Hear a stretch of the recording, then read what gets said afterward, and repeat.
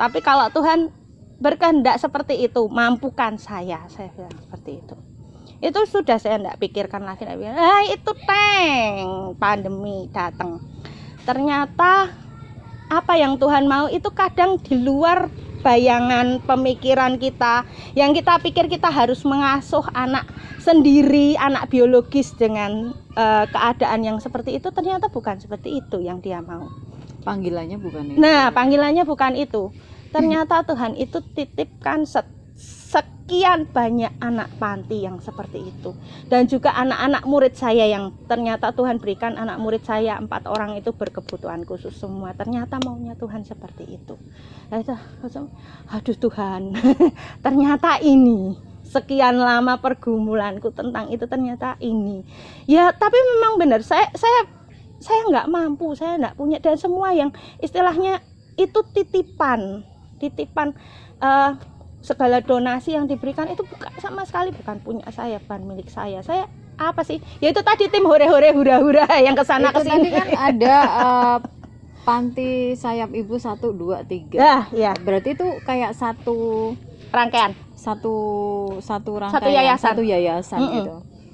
Itu adik-adik yang ada di sana dititipin orang tuanya, masih dalam tanda kutip, masih dalam pengawasan orang tuanya, dalam artian masih dikunjungi, masih diperhatikan, masih di ini, masih di itu, atau ditaruh di situ dan ditinggal.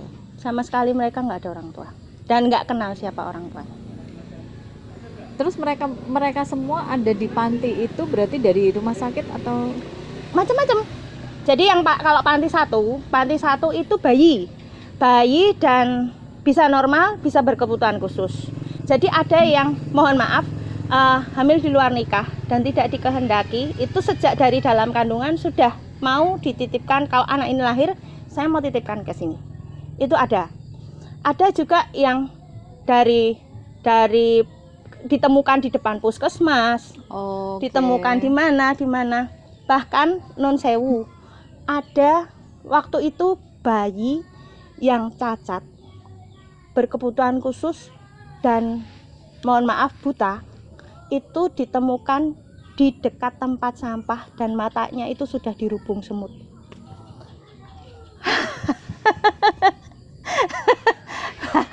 So, saya kesana dan dengar cerita seperti itu dari pengasuh-pengasuhnya. Terus terang kalau yang di panti sayap ibu 2, saya belum berani sampai ketemu dengan mereka yang masuknya di dalam ruangan. Yang hanya di tempat tidur saja saya belum sampai hati ke sana. Suatu saat pasti ke sana juga, tapi sampai sekarang belum. Cuman yang mereka yang keluar bisa berinteraksi itu masih bisa. Itu yang panti 2 itu mereka yang sama sekali tidak bisa mandiri. Nah, kalau mereka yang bisa diajari, bisa mandiri dan sebagainya, itu di panti 3. Dibawa ke panti 3, mereka diajari, dilatih, berkreasi dan sebagainya. Tapi ya itu tadi, mereka statusnya tidak punya orang tua. Mereka di sana sampai ya nggak tahu kita, Tuhan kasih umur berapa. Iya, kemarin barusan ada yang meninggal. Ya memang usianya memang sudah cukup sampai di situ. Tuhan lebih sayang sama mereka, saya bilang. Ada lagi yang di Pajangan. Di Pajangan itu hampir 50 orang anak-anak berkebutuhan khusus. Ada yang namanya Erwin, itu dia cacat fisik, tangannya tidak bisa digunakan maksimal, tapi dia pintar main keyboard itu dengan kaki. Dan dia main musik dengan kakinya. Gimana sih kita kalau hadapin yang kayak gitu. Tapi di sana puji Tuhan di sana lebih ini ada mungkin pemerintahan juga mendukung dan sebagainya. Ada yang menghibahkan toko. Mereka bisa jahit. Mereka bikin daster, bikin celana kolor, bikin sarung bantal, bikin sandal hotel, bantal dan sebagainya. Mereka jual di toko. untuk itu range mereka. Usianya berarti dari bayi sampai tidak terbatas ya? Nah itu dia, berada makanya di sana. Saya bilang kalau yang panti berkebutuhan khusus ini spesial banget. Tapi yang saya temui di panti-panti ini mereka rata-rata usianya sudah remaja. Jadi masih untuk yang tidak terlalu parah, mungkin kondisinya masih bisa diajari, masih bisa diberdayakan, masih bisa digerakkan ekonominya di sana. Aduh, aku nggak ngerti harus ngomong apa dan aku nggak ngerti harus nanya apa lagi. Itu panti ya. Ada lagi beberapa teman kemarin juga ada yang berdonasi juga ke sana, ada yang ngajarin juga ke sana. Itu rumah singgah untuk anak-anak penderita kanker, terutama leukemia dan thalassemia. Kayaknya aku pernah ke sana. Buah Hati, rumah singgah Buah Hati. Daerah mana itu? Popongan, ada Jalan Palagan. Iya betul. Saya kayaknya pernah ke sana. Ada beberapa. Saya pernah ke sana dulu. Jadi bertemu dengan mereka, berinteraksi dengan mereka dan ya cukup membuat hati saya teriris-iris. Mungkin ya kadang kita sebagai manusia itu udah terlalu sibuk dengan kebutuhan kita sendiri, udah terlalu sibuk lingkup dengan kita sendiri, muter-muter urusan kita sendiri. Kadang-kadang saya menyengajakan diri untuk hadir, untuk datang. Kebetulan tarikan-tarikan yang diberikan ke saya juga ya seputar kegiatan sosial untuk anak-anak, untuk para orang tua.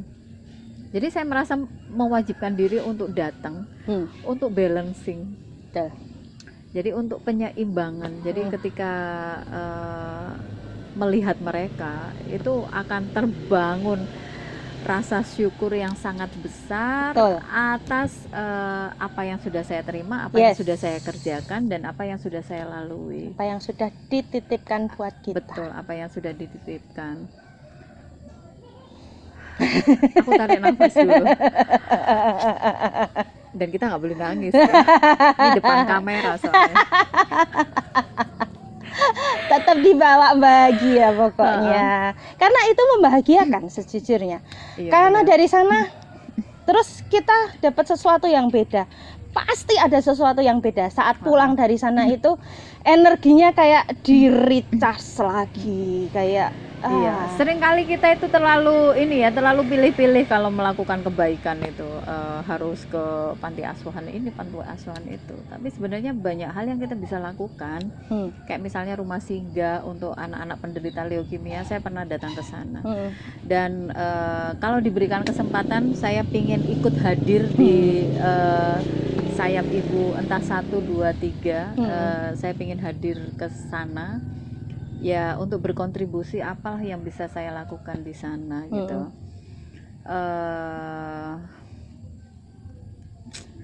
Ya semoga aja nangis. Ya ini sebagai gambaran bahwa kesusahan kita ini sebenarnya nggak ada apa-apanya dibanding dengan ujian yang harus mereka lalui. Ya.